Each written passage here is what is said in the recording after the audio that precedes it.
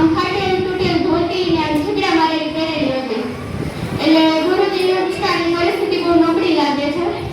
પછી એને કીધું કે અમે ફૂલ વરસાદ છે ને અમે પ્રવાસમાં નીકળ્યા છે તો અત્યારે બહાર નીકળાય એમ નથી તો તમે જો રજા આપો તો અમે આજની રાત તમારી ઘરે રોકાયું. તો ગરીબ બ્રાહ્મણ એ કે હા કેમ નહીં કે તમારા જેવા ગુરુજીના પગલા અમારી ઘરે પડે તો હું ધન્ય થઈ જાઉં, તમે આવો અમારી ઘરે.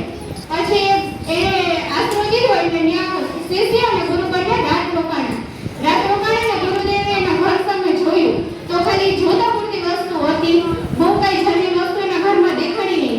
એટલે ગુરુજીએ પૂછ્યું કે તમારી પરિસ્થિતિ તો બહુ નબળી લાગે છે, તમે શું કામ કરો છો, તમારી જમીન નથી? તો એ ગરીબ માણસ કે હા જમીન તો છે. કે તો કેમ આવી રીતે આમ ગરીબ છો તમે? તો કે જમીન છે પણ હું ત્યાં વાવતો નથી કાંઈ. કે કેમ?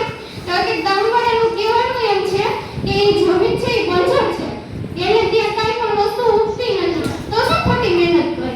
એટલે હું કાંઈ વાવતો નથી. કે તો તમારું અત્યારે ગુજરાન કેમ ચાલે છે, ઘર કેમ ચાલે છે? એમ તો કે મારી ભેંસ છે એનું દૂધ વેચી અને બે ટાઈમનું જમવાનું થઈ જાય છે, એમનું મારું ગુજરાન હાલે છે.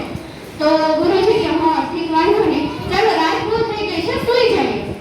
તો સૂઈ ગયા પણ ગુરુજીની નીંદર નહીં